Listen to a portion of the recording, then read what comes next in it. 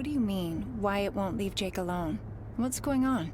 I wasn't there, but this morning, Wyatt grabbed Jake's phone and was messing with it, and the screen got cracked or something.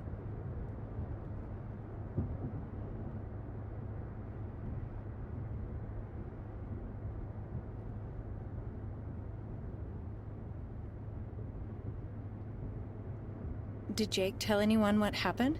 I don't think so.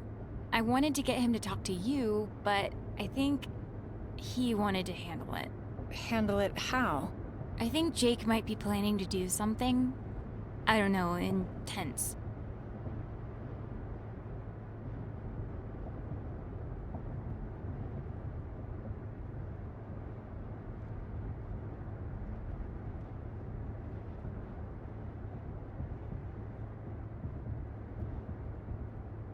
It's certainly scary when a friend is that upset.